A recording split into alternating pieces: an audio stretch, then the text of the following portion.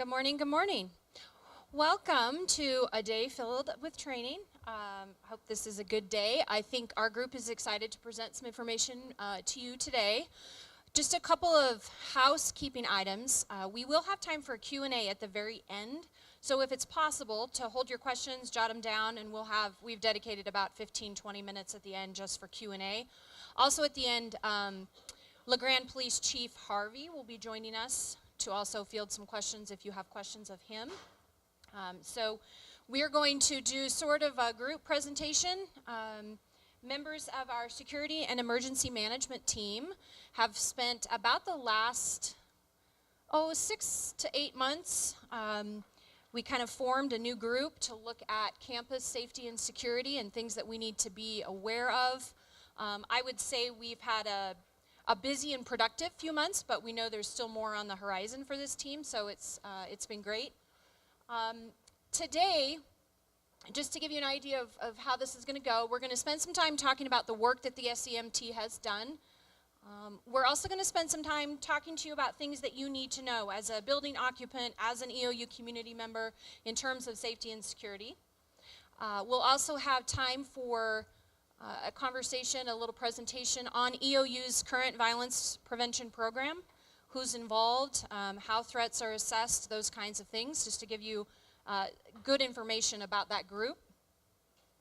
We are then going to watch the active shooter video, Shots Fired on Campus, and we'll play that here, and then at the conclusion of that, the chief will join us and we'll have time for question and answers. So welcome everybody. So this is the SEMT. I want to just say a profound thank you because they've been a busy group. They've been really engaged and it's been fun to watch some of the things they've produced. And I just appreciate their commitment because I know their commitments are already significant. So the first thing we're going to talk about is what the SEMT has kind of been working on. So that list of people that I showed you, we got together and started talking about what do we want to evaluate on campus, what are some of the prime areas we think we need to spend some time looking at. And what came out of that is the group divided into 3 sub-teams, and each sub-team looked at certain areas on campus. The first looked specifically at our security department. There was a campus-wide survey that went out, and we'll get into the details of that. The second sub-team looked at our emergency response and preparedness review, and the third team looked really at our did physical assessments of our buildings on campus. So with that, I think Luke is going to start off talking a little bit about the first sub-team.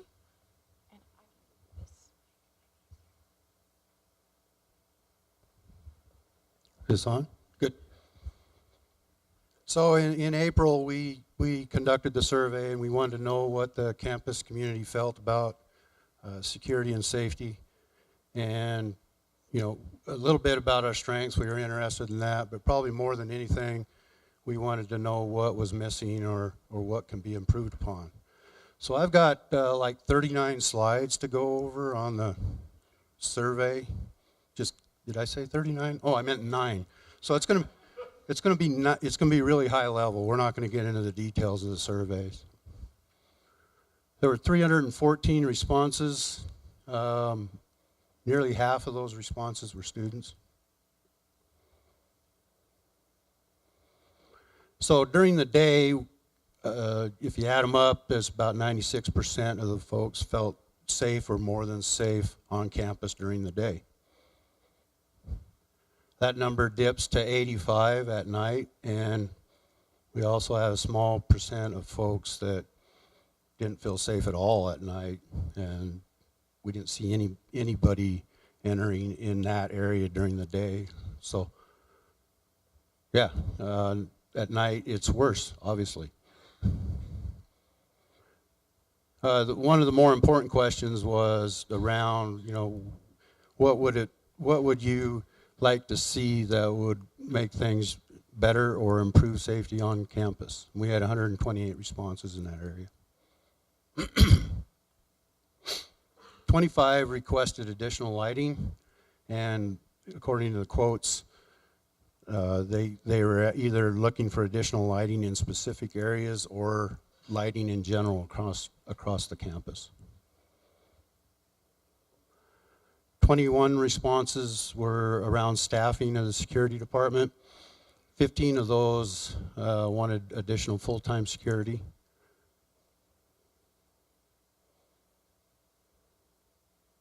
"22 responses related to building modifications, specifically many comments about cameras and barricading spaces. Again, if you read the quotes, it's centered around active shooters.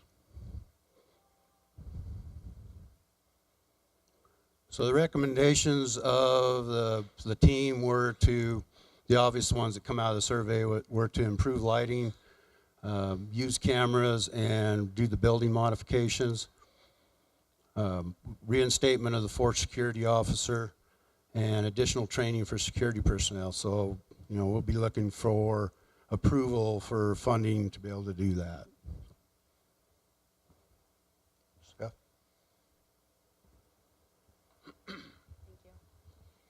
So the emergency response sub-team focused on 4 key areas, and we really were trying to look at our current processes that we have in place now, as well as identify some things that maybe were some vulnerabilities that we weren't considering for emergency response on Eastern's campus.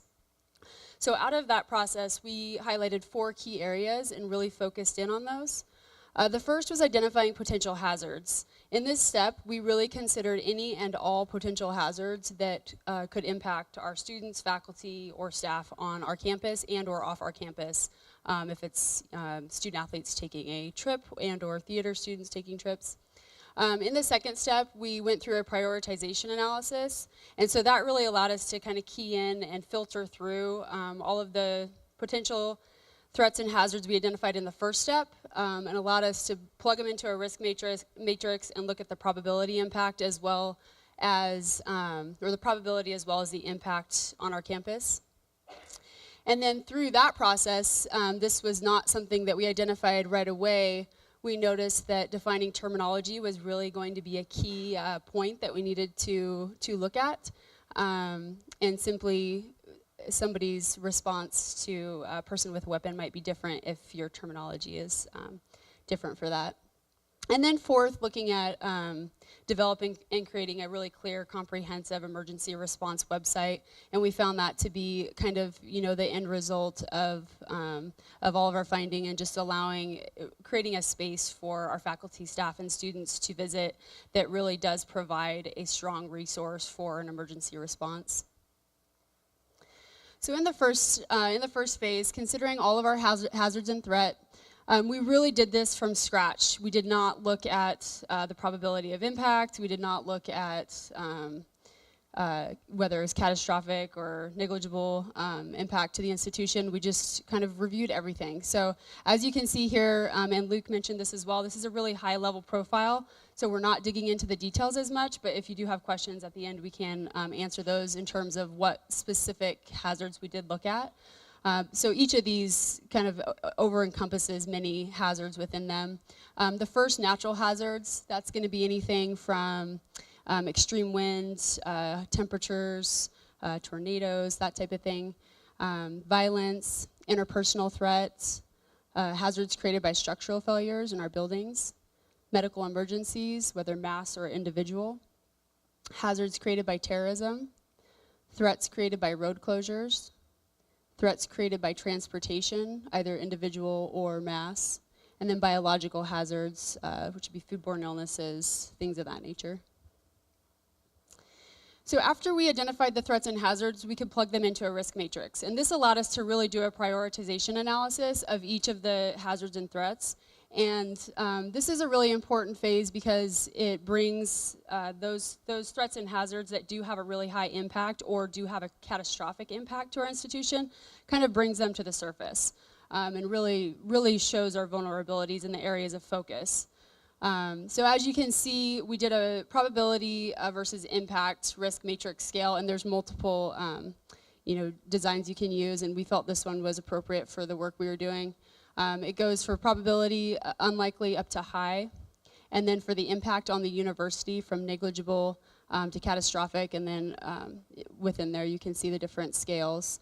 And so just as an example, and as I said, we can go into much detail later, but for a high probability, that would be things such as extreme weather that we identified, impact on the institution or university would be things, you know, as person with a weapon, terrorism, that type of thing.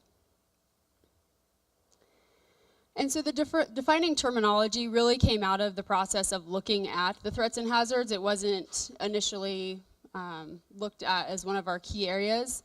And the reason for this is I may consider a person with a weapon somebody with a metal pipe, and I go to our emergency response webpage and I say, how do I respond to this? Whereas somebody else might consider a person with a weapon something entirely different. So we want to make sure that we're providing really clear understanding of what we consider that threat or hazard to be, so that when you do visit our emergency response webpage, or you're learning how do I respond to these specific hazards and threats, it's responding to the appropriate threat in the appropriate way. So lastly, we decided that, or it was our recommendation from the emergency response team, that Eastern needed to adopt a really clear, concise emergency response webpage. We focused on several key areas. You can see the first, just providing that resource. We currently don't have a really clear, identifiable emergency response location for you to go to if there was a situation. We wanted it to be really easy to navigate. It needs to be clear, concise, easy to read, allow for quick comprehension. So as you visit it, obviously in a state of emergency, we're not going to have the time to really look into you know, all the different things that we could be doing in an emergency response. So it's really important that this phase be clear, concise, easy to comprehend, and to allow for quick reaction time and appropriate reaction. So as an example, we currently don't have this developed yet, but this is something that we're looking at, and this is a model that we really liked. On the left-hand side, this actually goes into the threat, but on the left-hand side, you can see they list out each potential threat. So we envision this being all of our threats listed out on the left-hand side. So if and when, you know, there is a threat that comes upon you on campus, you don't have to filter through you know, this step, then this tab, then this tab. You go directly to, this is the threat that I'm dealing with, and you can visually see it when you go to the website.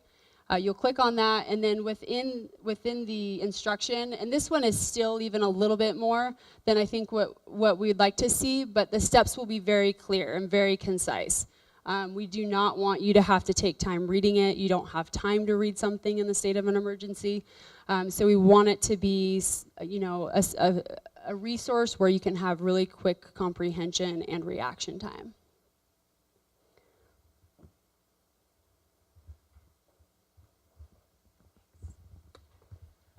All right, so the physical assessment group, made up by the four of us, Luke, Bill, Carrie, and myself, we conducted building assessments on campus after receiving some training from the police department, specifically from Chief Harvey and Sergeant Bell. They came and went along with us as we did our first 2 building walkthroughs, and went through with us what we should be looking for different types of threats and vulnerabilities. We focused more on an active shooter threat. So while the previous sub-team was looking at all different types of threats and vulnerabilities, we were really focusing on that active shooter situation or scenario.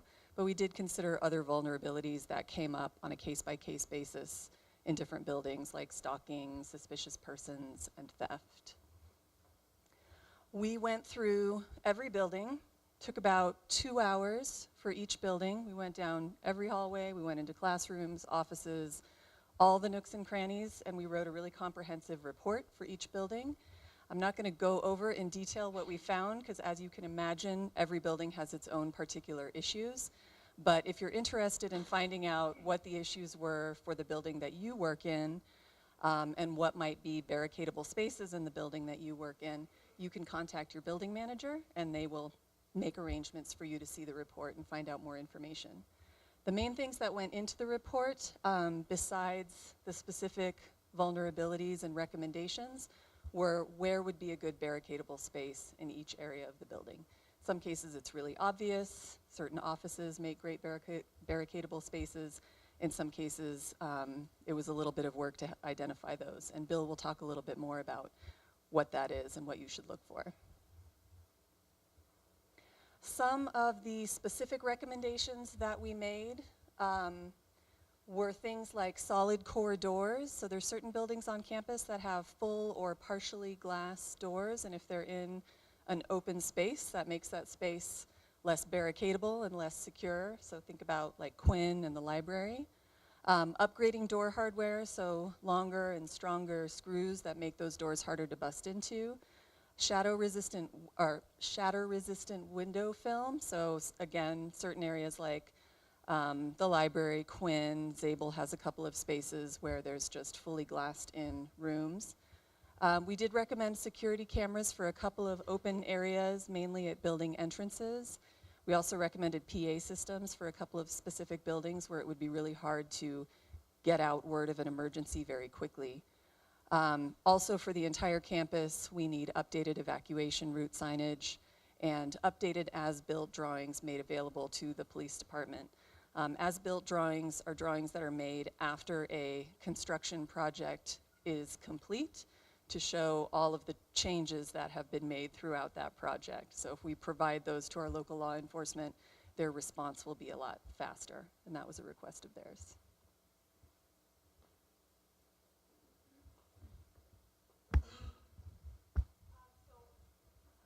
I'll speak briefly about sort of maybe where we go from here.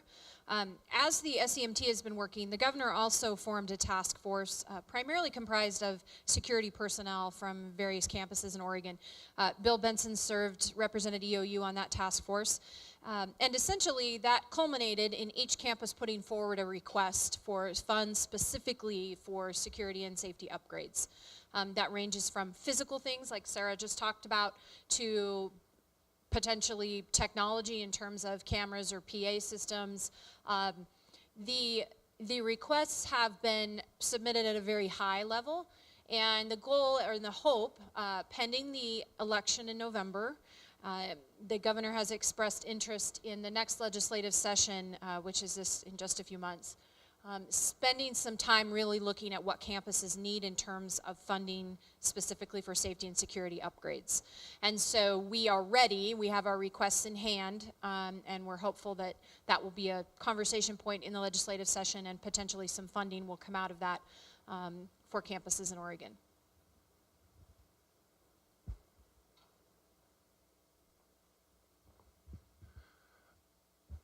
So part of what we looked at was, what do each one of you need to know in your own particular building?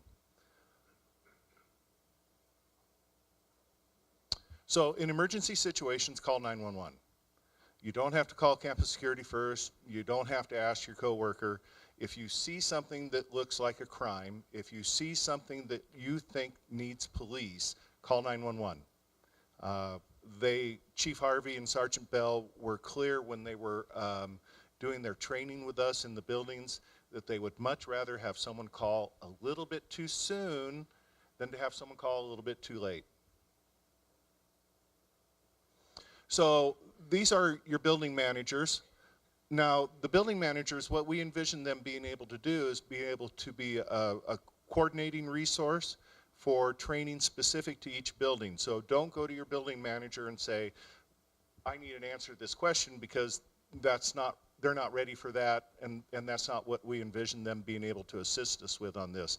What we're hoping for is that for those of you who want additional training for your own building, for your classroom, your office areas, that you'll contact your building manager, and then they can set up a time where we can all meet. I'll be there, perhaps another member of the SEMT team will be there, and then we can do specific training for your building, for your classroom area, your office area. The SEMT quickly recognized that one of the things we needed was better evacuation posters. So some of the buildings have signs that are easy to miss and are of low quality. I made some of them myself, and I did my best, but you know what? They're not very good looking. So the new posters are made by a professional firm and will be enclosed in holders like this. So it's a little hard to see on the slide, but so at every entrance, every junction in a building, you're going to see a sign that you can take one quick look at, and you're going to say, I'm standing here, this is the quickest way out of the building. And the SEMT also identified the need for barricadable spaces in each building. So what's a barricadable space? It's a strong door that can be locked from the inside. It's a room with no windows or with shatter-resistant windows and blinds for the windows, so you can have something to hide behind. And it's also a room where there's furniture that can be used to block access to the room. So if you're interested in learning about how to barricade a room, please contact your building manager. We'll set up that specific training. AEDs. So in each building we have AEDs. I'm happy to say we've got it in every building except we're going to have to purchase one for the new building where the wrestling team is training. But every building's got an AED. You know what? It'd be best if I go grab one real quick. So these are our standard AED. They're the Power Heart. Follow these voice instructions. Make sure 911 is called now. Begin by exposing patient's bare chest and torso. Remove or cut clothing if needed. You get the idea. So these are completely automated. You don't need to worry about pushing a button. You don't need to worry about doing any kind of diagnosis. If you'll just listen to the voice will tell you what to do. And it's going to tell you to open up the shirt, to put a pad here and a pad here. And once you do that, the machine is going to start registering the heartbeat. And if it thinks that the patient needs a shock, it's going to administer the shock. It's going to say, I'm going to administer a shock, please stand away. So you don't need to worry about the appropriate time to shock a person. You let the AED do the trick. So if you were to find someone who looks like they've fallen to the floor, may have had a heart attack, first thing you do is call 911. You get the emergency responders here as soon as possible. Then get someone else, while you're doing that, get someone else to go find an AED and open it up and listen to the voice. And it's that simple.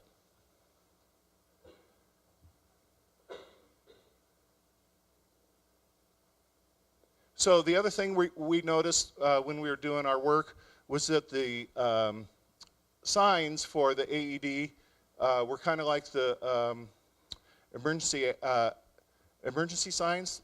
They were a couple different varieties, and some of them weren't so good. So this is going to be the standard sign now. We're going to have that in every building, so you can look down a hallway. If you see the big heart, you know there's an AED there.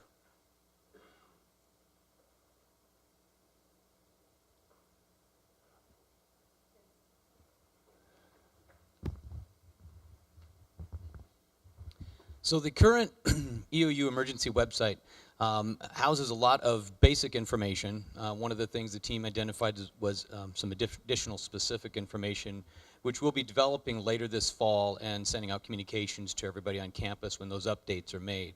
But even right now, it has important information on there, obviously, the important contact information, and information about emergency preparations and responses to active shooter situations, security services. And then down just a little bit lower on this is our links to our emergency notification system. And that has direct information on there.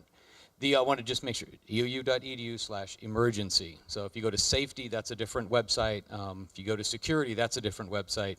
And we want to just use emergency as the key website to go to. So on that, so the EOU alert, how many people are familiar with that? Awesome, good. We've been using it for a number of years. We implemented this quite a while ago, but essentially this enables the university, in the event of an emergency, to reach out to you on your cell phone, on your email, on your personal email, on your desk phone, and contact you about what's happening, provide you up-to-date information. The site is also open to all of our partner organizations. So we have Oregon State University faculty on campus, OHSU faculty and staff on campus. We allow them access to this system as well, so they know what's going on in the event of emergency on campus. It's really important, though, that you check and update your contact information in Webster. So that every time an emergency happens or we send out a notification, even if it's just about bad weather, we always hear back from folks after the emergency notification goes out that I didn't get anything. So we say, did you check your Webster account? Did you update your information? Oh, yeah, I didn't do that. So really go in there and take a look at that. It's something to do right in the fall term, make sure that information's updated, and we can get you contacted in the event of so that something happens. This system also, just so you know, is based off campus. It is something that we can access no matter where. So if power goes down on campus or our servers go down or something like that, this is housed elsewhere so that we can get to it and then pump that information back over to you. The directions right now are a little, it's a little convoluted, but on the emergency website, there are direct step-by-step instructions on what to do. If you're somebody who doesn't use Webster every day and you're like, how do I do this? There's a blow-by-blow in there about what to do. We are working with our IT team in updating a new web form. We're testing it right now, and we hope to have that up and running really in like the next month or so. And we'll send that information out to everybody on InfoLine to let you know that go on this website and you'll be able to, it's much easier to update your information. You just enter your fields and hit submit, as opposed to having to jump through any additional hoops. So that's the update for the ENS.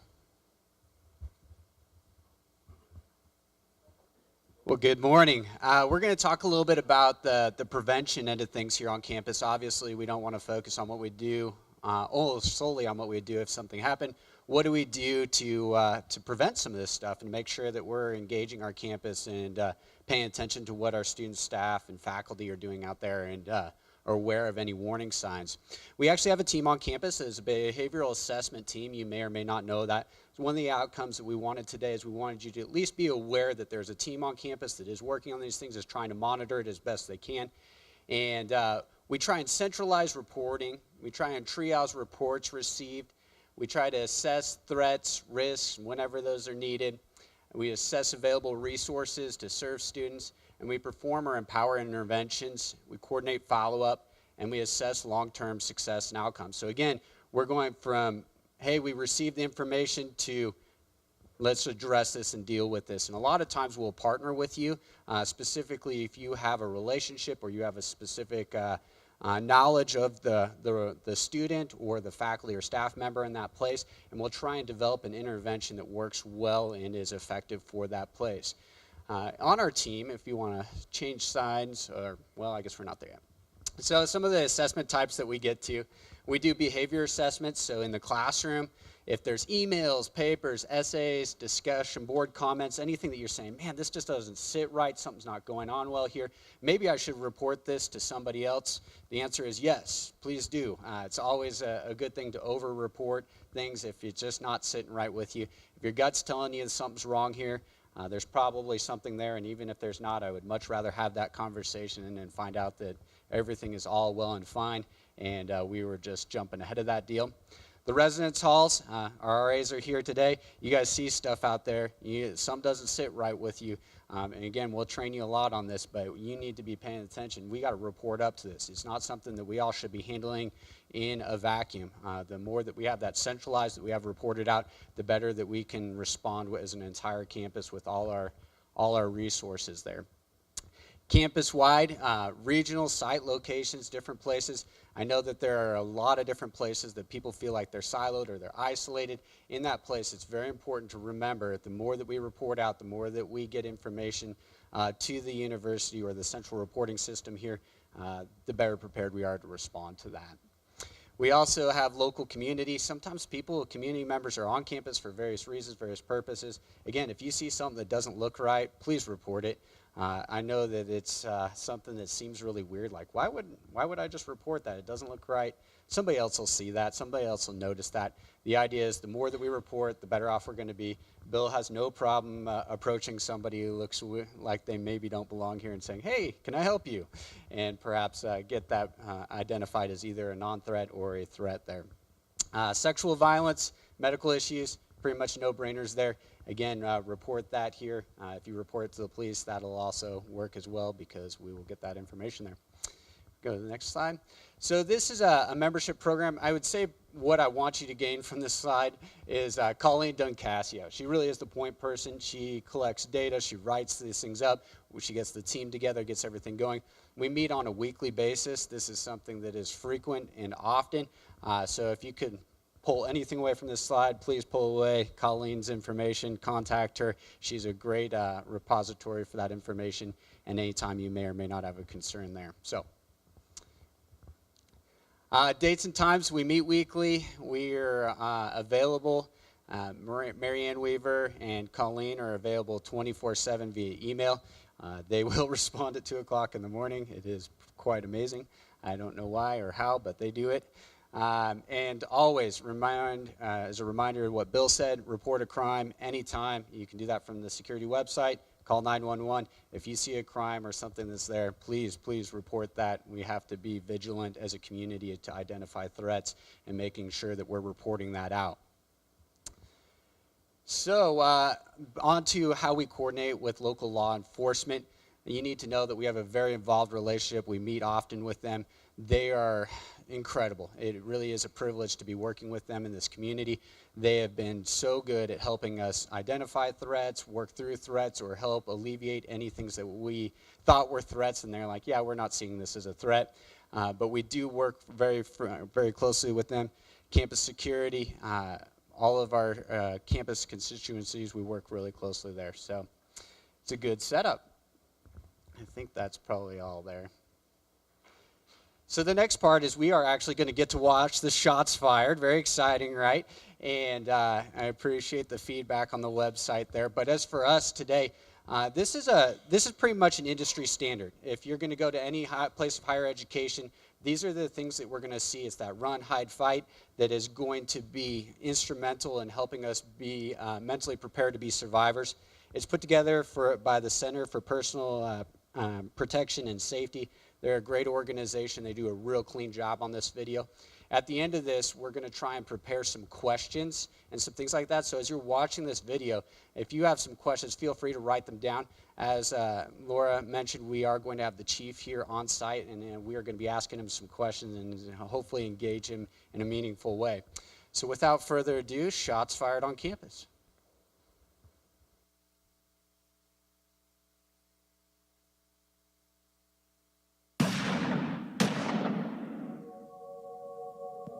Shots fired in the workplace. The last sound you'd expect to hear.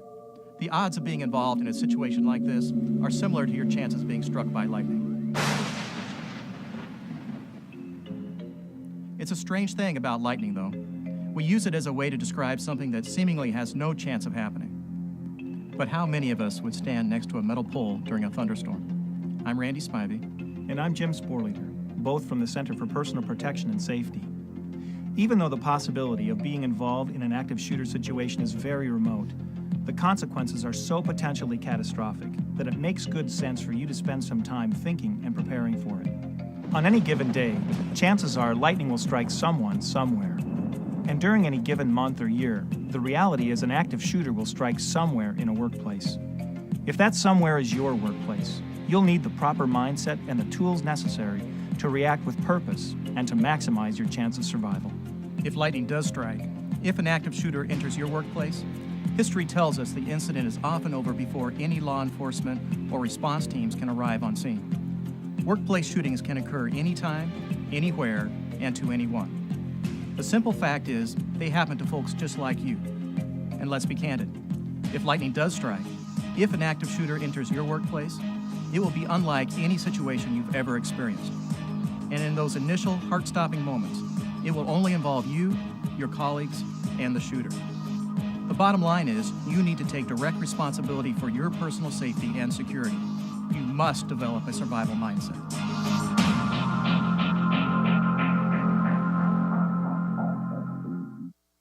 Survivors are committed to doing whatever it takes. They've taken the time to ask themselves, what would I do if? We call those what-if questions. And they prepare themselves, both mentally and emotionally, to survive the outcome. In other words, they become stakeholders in their own safety and security. Yeah, in studies of workplace and also school shootings, we know that many of these incidents are over in a very short period of time, 10, 15 minutes. You often will be the first line of defense in dealing with these particular issues. Your survival mindset is a protective shield comprised of awareness, preparation, and rehearsal. Awareness involves taking the time necessary to gain a basic understanding of an active shooter situation. Preparation is asking yourself the what-if questions that will enable you to develop effective response strategies. The last component, rehearsal, is practicing your plan.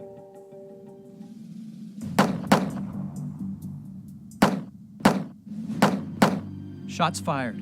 Do you know what that sounds like? Unless you see the shooter, you may not recognize the sounds for what they are: gunshots. For most of us, our experience with gunshots is drawn from movies and television that use special sound effects. That means real gunshots can sound artificial. You could lose precious seconds as you slowly realize that these are, in fact, life-threatening sounds. Was that a gunshot?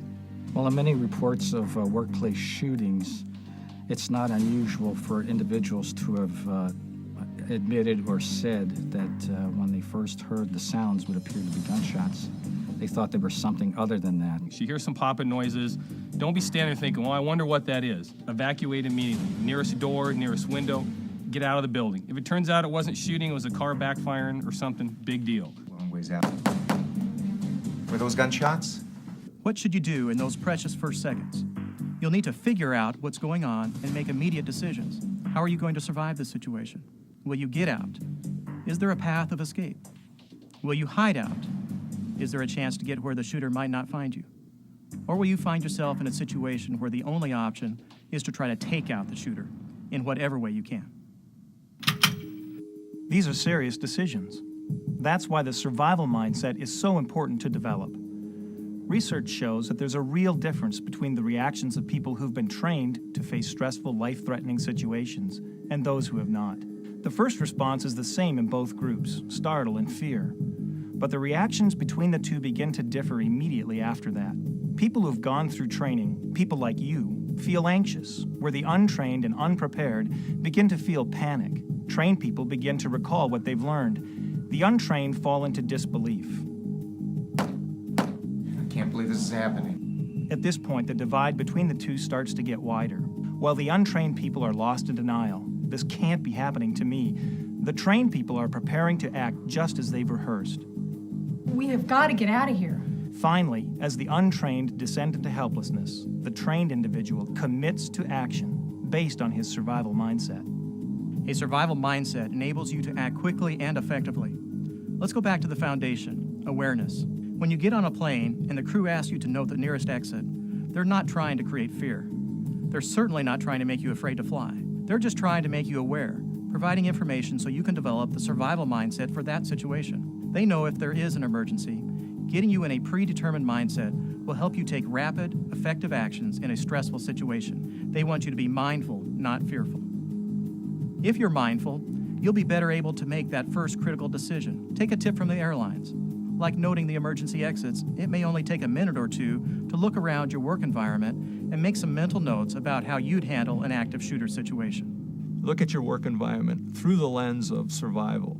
How will I survive an incident if it happens in my workplace? What should I do? What will I do? What are my possibilities? These are good questions to ask. You have to realize what the issues may be, ask the what-if questions, and plan your strategy for action should this incident ever occur. So first, figure out the situation. What's going on? Where's it happening and who's doing it? Build your awareness using all your senses and do it quickly. Morning, Mark. Can I help you? Peter? Trust your intuition, your gut feeling. It's a built-in survival mechanism. Some people say it's knowing without knowing why, and it's an invaluable tool. For example, if you hear something that sounds like it might be a gunshot, assume that it is until you know otherwise. James, that was a gunshot. Once you figure out what is going on, you'll be better prepared to take action. If you determine that you can get out to a safer area, then get out and get out fast. Don't wait for others to validate your decision, and leave your belongings behind. The best way to survive an active shooter situation is not to be where he is and not to go where he can see you. When you get out, immediately call out to let authorities know what's going on. Do not assume someone else is calling. This is Steve Thomas. I'm at 2214 South Appleway. Call 911 and be ready to give them useful information. And be persistent, as the phone lines may be jammed with other calls. I saw at least a pistol and I think some kind of a rifle. Calmly and quickly tell them where you are and what's happening. In some cases, you may not be able to get out. The shooter may be between you and the only exit, or perhaps you would have to enter the area or the hallway the shooter is using. It might be safer for you to remain in place because you're well hidden and well protected. In any case, if you can't get out, then you must find a place to hide out. Find a place that will keep you hidden from the shooter's view and will provide some measure of protection should the shooter fire in your direction. If possible, avoid places that might trap you or restrict your options of movement. Once you've found your spot to hide out, you'll want to keep out the shooter. Hiding in a room that can be locked and that has plenty of things to hide behind is best. Blockade the door with heavy furniture, even if the door can be locked. If the shooter is nearby, though, just lock the door and get totally silent. Turn out the lights, turn off any radios or other noises in the room that might alert the shooter to your presence. And don't forget to silence that cell phone or pager if you have one. As soon as you have an opportunity, and without attracting the shooter's attention, call out to 911. If there are 2 or more of you in the same place, do not huddle together for mutual protection or moral support. Spread out. It's much easier for someone to shoot a group of people who are huddled in one place than who are scattered around the room. Even if you're in a small room, spreading out will give you options and make it harder for the shooter if he does get into your hiding place. When spreading out in a room, quietly talk about what you'll do if the shooter enters. Whichever action you're taking, whether it's get out or hide out and keep out, you should help out where you can. Help others escape as you go. Help prevent others from entering the danger area. If someone near you has a life-threatening injury, if possible, provide first aid and keep them alive. Let others around you know what's happening and try to maintain calm and help them focus on survival. Keep in mind, as events unfold, you must continue to figure out what's happening so you can adjust your actions accordingly. Unfortunately, you may find yourself in the same room as the shooter, maybe even face to face. You have to assume that his intentions are lethal to you, that his very presence is a very real threat to your life. If a shooter has decided to shoot everyone he comes across, he will probably succeed unless you stop him. If you can't hide out and you have absolutely no other option, you may have to confront your assailant. Convince yourself that you have what it takes to survive when your life is on the line. This is a life and death decision only you can make. It's so important to understand that in this kind of situation, anything you do or don't do may involve life-threatening risk. If you determine there's no other option than to take out the shooter, then you must be prepared to do whatever's necessary to neutralize the threat. Get ready to react. Don't everybody sit on the floor and cower like sheep and let some guy walk around and start killing you. To do this, you'll need to become more aggressive than you ever thought possible. This means you either disrupt his actions or incapacitate him. Throwing things, yelling, using improvised weapons can all be effective in this situation. But total commitment and absolute resolve are critical. Hey, it's you or him. So react. If he comes into the room and you got nowhere to go, there's 20 of you, go at him. Take him. Do the best you can. You're going to have to be as aggressive as you possibly can for as long as it's going to take to, once again, neutralize that threat and to ensure your safety and security. If there are 2 or more of you, spread out, make a plan, and act as a team to overcome the shooter. Once again, you and the group will have to make a total commitment to your action and do absolutely whatever it takes without hesitation. To understand this better, think of the terrorist attacks on 9/11. Up until that day, the conventional wisdom about plane hijackings was that you should be calm, non-threatening, and wait for the plane to arrive at the hijacker's destination. Obviously, that guidance did not apply to the hijackings that day. In fact, the passengers of United Flight 93 realized this and used a process like we're describing in this program to figure out what was happening. Once they figured out that the purpose of the hijacking was to kill as many people as possible, the passengers took decisive action to neutralize the threat and prevent further loss of life. The people that I've spoken to over the years who have survived critical incidents shared that common single-mindedness trait of they were going to make it through the situation no matter what it took. Even if they were physically injured, they weren't going to just throw their hands up and quit. They were going to keep going for as long as they could. There is another possible resolution to an active shooter situation, and that's when law enforcement arrives and takes action to end the shooting. When officers arrive, be prepared to calmly, quickly, and accurately tell them what they need to know. Location of the shooter, number of the shooters if there's more than one, description of the shooter, and number and kinds of weapons they have. He went that way. He went towards the corner. What's he wearing? He has long hair. He's wearing a flannel shirt. Do not expect officers to assist you as you get out. Okay, stay there, don't move. Their first job is to stop the shooter and end the bloodshed. First responders are trained to go where the gunfire is and to really eliminate the threat. If you're in a room and officers or a SWAT team come in, you must not present a threat to them. Do not point at them or the bad guy. Do not scream or yell. Be quiet and compliant. Do exactly as they say. Remember, they have no way of knowing immediately whether you're one of the good guys. Show your hands, don't move. The officers have been taught that hands kill, and they're trained to first look at people's hands. So raise your arms, spread your fingers, and show them your hands as you drop to the floor. When we make entry into a business, we have an active shooter.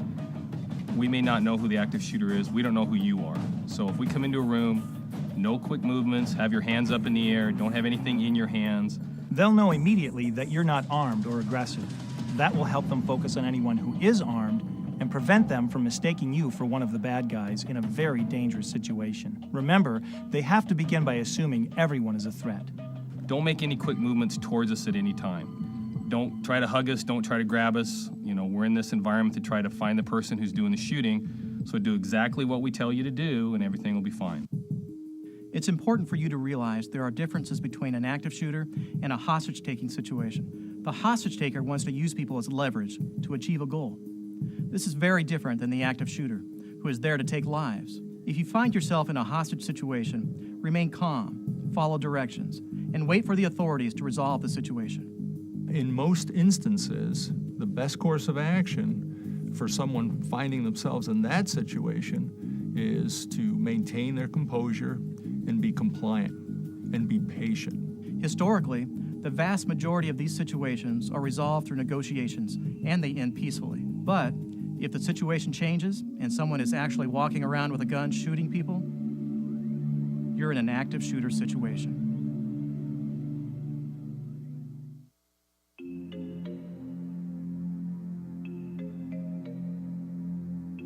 The focus of this program has been on surviving an active shooter situation. However, the most effective way of dealing with this difficult problem is through effective prevention programs. Interestingly, the same survival mindset we've been talking about today can sometimes prevent a situation from becoming violent in the first place. There may be warning signs or pre-incident indicators that something is wrong. We do see pre-incident indicators. We do see some behaviors that might suggest the possibility of eventual violence. And many of these workplace offenders oftentimes exhibit angry or argumentative behavior. They often blame others for their problems. They fail to take responsibility for their own actions. They're what we would call injustice collectors. They perceive every slight as a major issue that they have to take action upon. If you're suspicious about something or you really have an uncomfortable feeling, far better to report those types of observations and feelings than to just disregard them and hope that they're going to go away. Hopefully, your company already has a workplace violence program in place that provides specific guidance on how to maintain a workplace free from threats and violence. Well, certainly one of the major prevention issues when you look at workplace violence is creating an environment in the workplace where people are treated with dignity and respect. Take the time to listen to other people. Many times, individuals that get involved in violent encounters are individuals that are very frustrated because no one has taken the time, from their perception, to listen to them. Remember, it's everyone's responsibility to keep the workplace safe. Shots fired, a sound you hope to never hear. But if lightning does strike, you'll always have a weapon, a survival mindset. You can survive.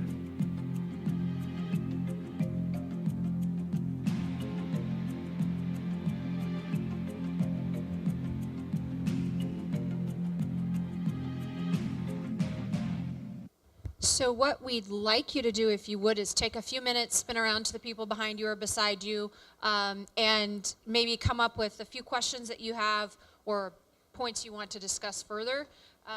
Maybe we'll take about 5 minutes if you'll just kind of collect some thoughts and then have someone from your group that asks the questions. Okay, if we can pull it back together here.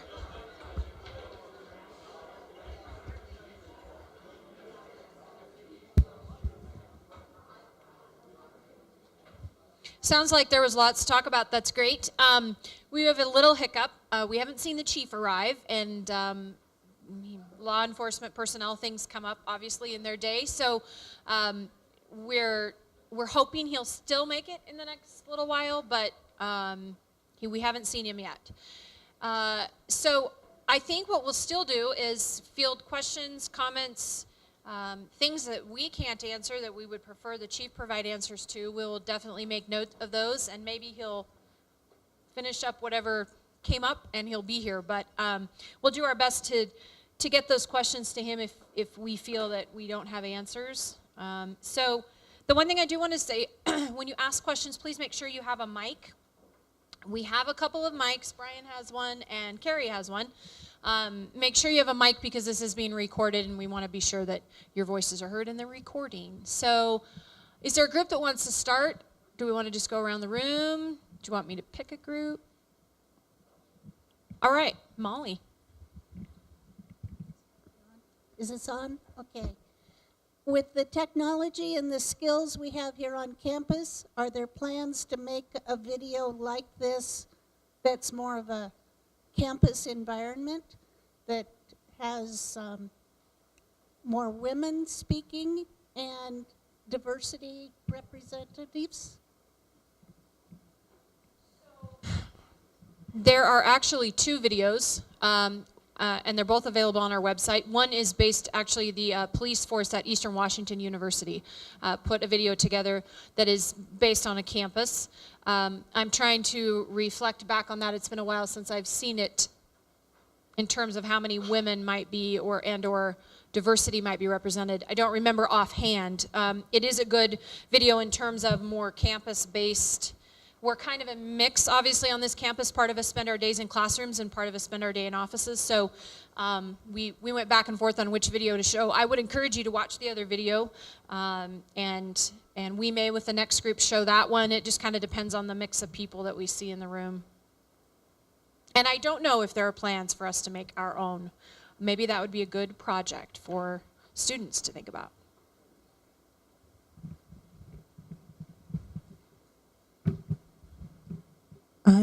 I'm just curious about the barricadable spaces, and I'm wondering if others are going to have the same kind of problem that I'm grappling with right now, which is once the barricadable spaces have been identified, the idea is, I'm assuming, to leave those barricadable rooms open even when we're gone, when we're out of our offices. Those rooms have to be open so that anybody in the building can use them in the event of an emergency.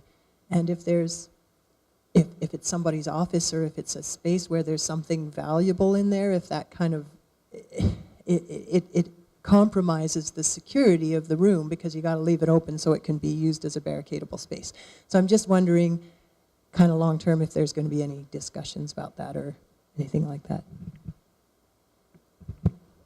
Yeah, I think that's a very valid point. When our team went through the buildings, some of the buildings lended themselves to having quite a few barricadable spaces.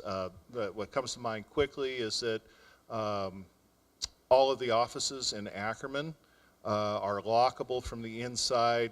They've got good doors, that kind of thing.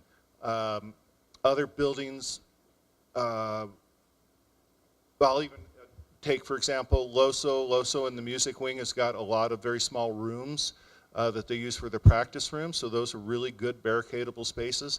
Other places, we're going to have to work a little bit harder to find barricadable spaces.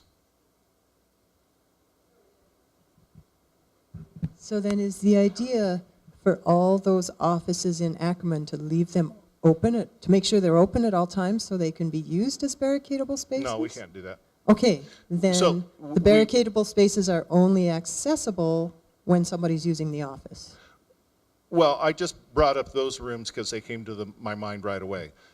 We're obviously going to need to find spaces which we can leave open, but not necessarily offices which are low, you know. So in the library, I would envision us being able to find a room, one of your study rooms, that is left open all the time, so that it can be a barricadable space, so you don't have to use your offices. I bring up offices only because a lot of the people here have offices, and you need to know that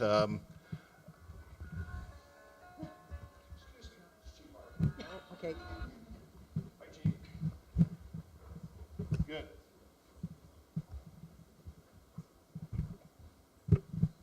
I just wanted to respond to that. In terms of what we actually put in the report, it was looking at how can these spaces be barricadable. So if you're in your office, obviously you're going to barricade in your office. Somebody else who is out in an open public space, they're going to need to figure out where to go. You know, if watching the video, you're not necessarily going to go out and say, everybody come over here and barricade in my office. The library has one specific space that we had to create as a barricadable space, but that's because the library is such a particular building arrangement, and most of the other buildings, it's very clear and very obvious where you would go. The chief will be joining us shortly. So if you have specific questions for him, he'll be here shortly. Just some observations. It was, and John said this when we were talking, the response is situational. I mean, what would you do in this room right here? Depends on what door. Depends on how many people came in. Depends. The thought that came to my mind is, how do we share this with students without, one, frightening them, two, putting them into the survival mindset, and three, being effective? I mean, I think of what would I do if I, you know, should I do this in a class in Zabel? We have glass doors, glass windows beside each door. There's no exit for any of those classrooms. Should we have a drill? Should we develop a drill for the different classrooms in each building? Not that this, you know, lightning doesn't strike everywhere. And I hope to, almost swore there, I hope that it never happens on this campus, but we should all be in this room and administratively be prepared for if it does, and our students should be prepared too. So if there's some type of suggestion that comes out of this, is how do we prepare our students, and can you help us do that? That's a great point, Stephen, and we have talked about that actually in terms of both student training and or tabletop exercises where we are literally rehearsing what would happen. And this is the kind of feedback we want. We want to know where the interests are so that we can start to contemplate how would we provide that to students. But we've talked about just that. Of course, it would take some pretty serious coordination, but we're not opposed to it. So we do want to hear if there are people interested in that. Definitely, we want to be able to put our heads together and figure out how to provide that. My voice usually doesn't need a microphone, as most of you know. So we'll carry on here. And as a first responder and investigator, was a first responder and an investigator at the Thurston High School mass shooting. Chief Harvey joined the LeGrand Police Department as chief in 2009. So if you have any questions for the chief, please.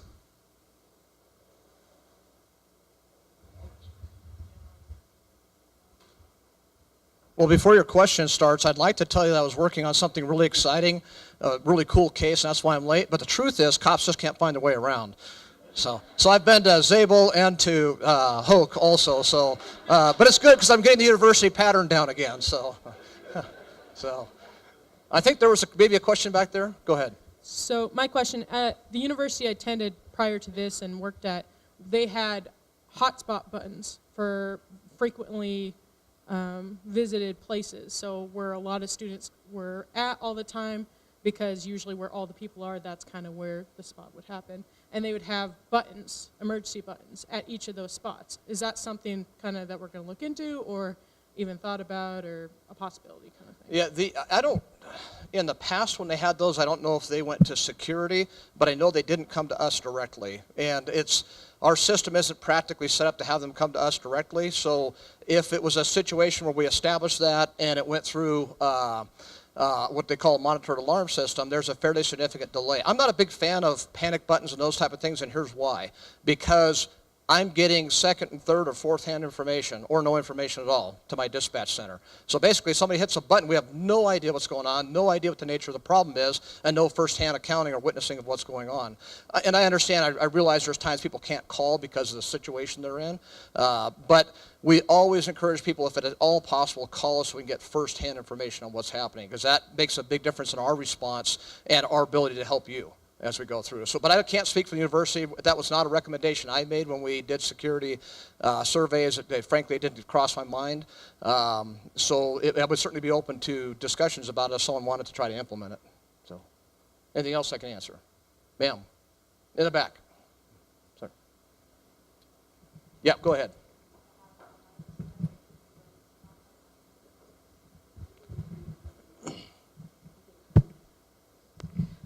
Chief Harvey, I just wanted to point out that you have a real legitimate excuse about not finding us here. Badgley is the only building on campus that doesn't have a sign in front of it telling you what building it is.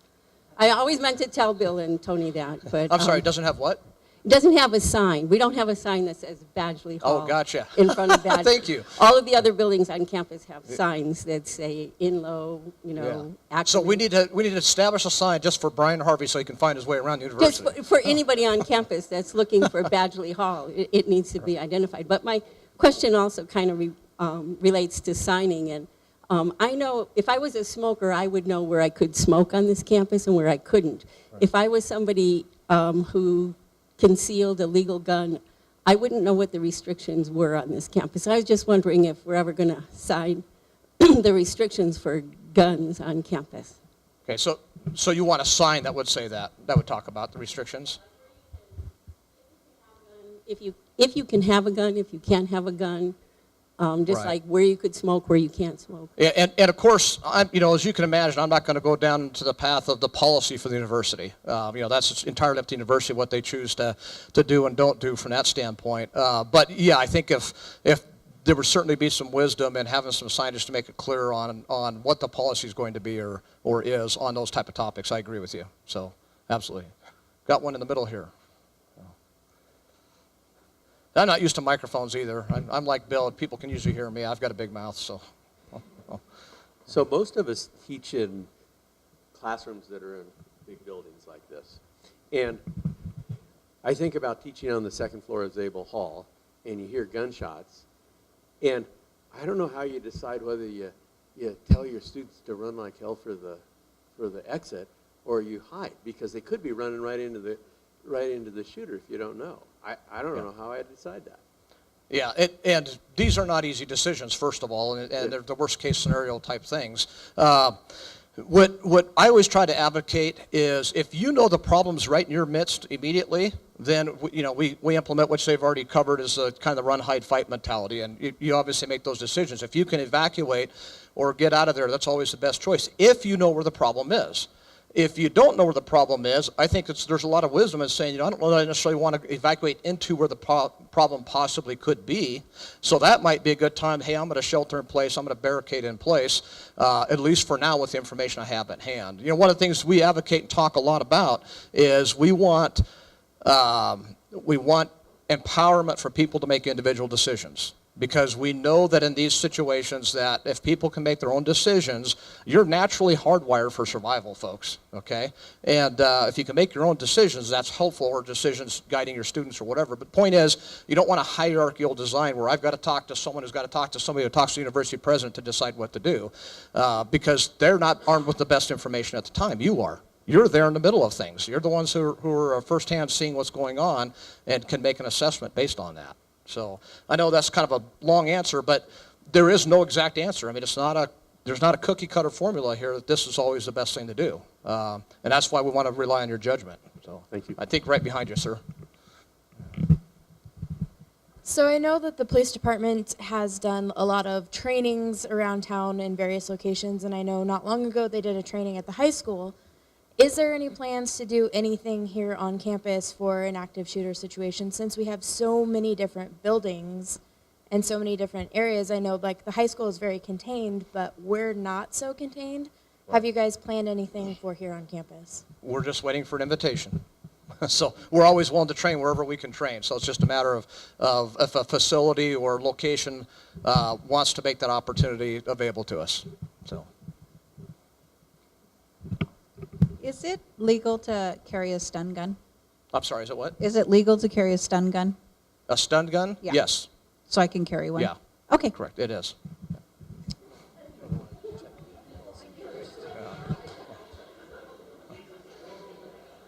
And let me clarify, by state law it is.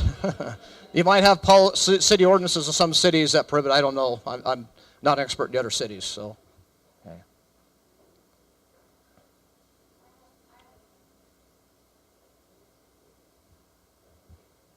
I have a question. So, since we don't have anything available as far as training for an active shooter, I'm currently in a position in my office where it's kind of a disgruntled office. I work in financial aid. I'm the money, and I tell people no.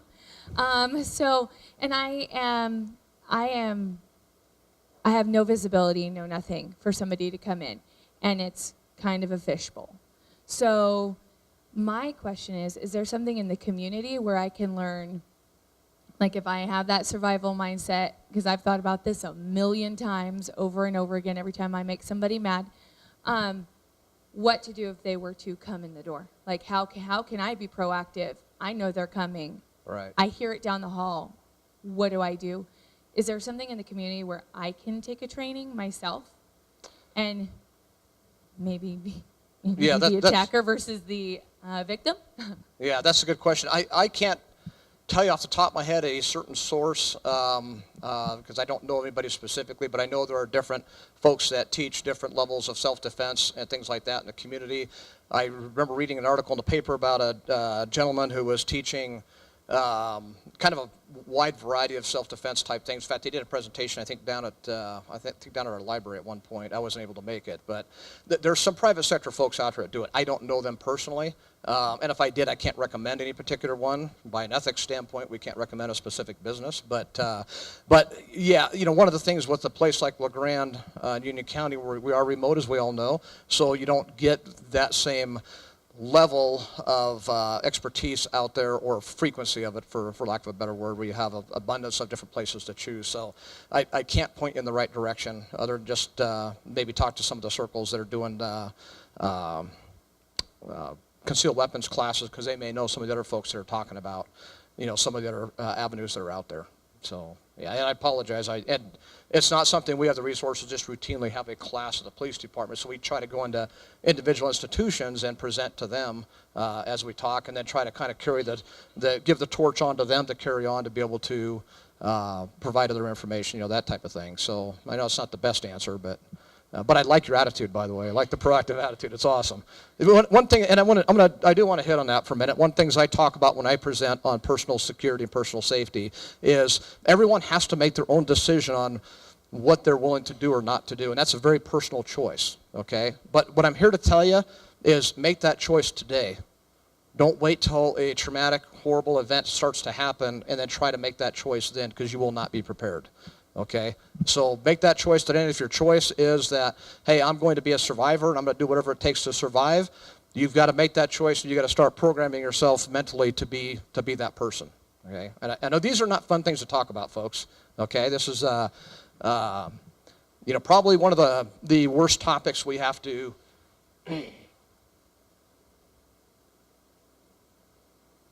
that we have to ever consider.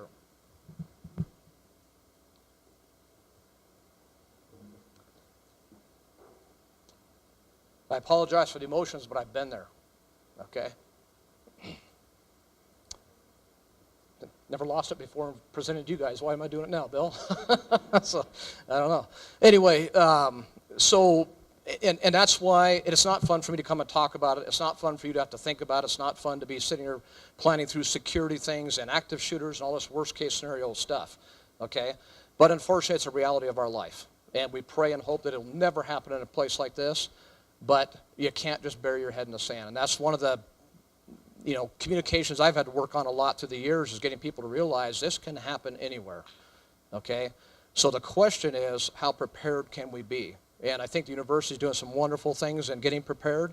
And again, I think you have to have some personal responsibility as you go through and deciding, okay, what level of preparation am I going to have? So I love your attitude. And I heard someone else make some comment along those lines too, is that, you've got to make those decisions. But most importantly, am I going to be a survivor or not be a survivor? And if you're a very passive personality, that's okay. There's nothing wrong with that.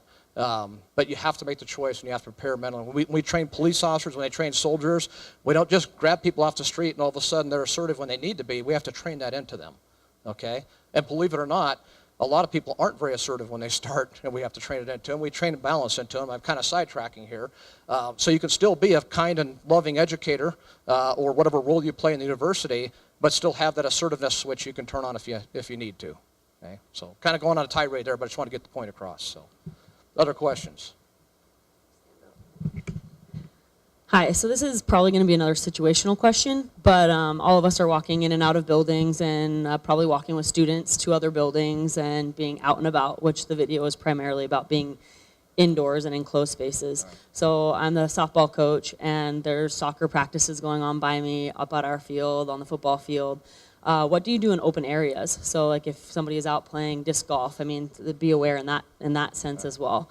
Like, would you have any suggestions as to how to handle something like that? In actuality, to some degree, generally speaking, you're better off in an open area because you have a much larger area to disperse. And so that, to me, is generally speaking, is a time to flee or to evacuate, okay? Because you're already out in an open area. And I hate to sound this way, but I can tell you it's hard to hit moving targets, and it's hard to hit lots of people fleeing in lots of directions, okay? So that's actually a very much in your favor situation. And the nice thing about the university is you're dealing with adults. You're not here at an elementary school dealing with little kids that may not have those capabilities. You're dealing with adults who, generally speaking, have the ability to self-evacuate or do whatever. So in those circumstances, I would just get completely away from the entire area. You can always recoup and find people later and account for people later. I'd much rather do that than find people who didn't make it out, okay? And so I would just recommend evacuating completely away from wherever you perceive the threat to be. So.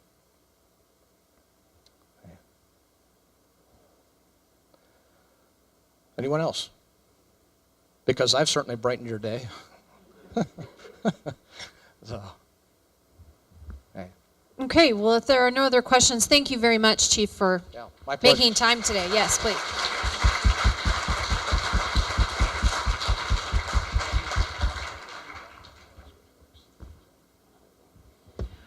Okay, if there are no further questions, we do want to remind you we'll be sending out a feedback, some kind of, Brian or someone will help me. We'll send out a feedback form for you to provide feedback about this training, more training that you'd like to see, types of training you'd like to see.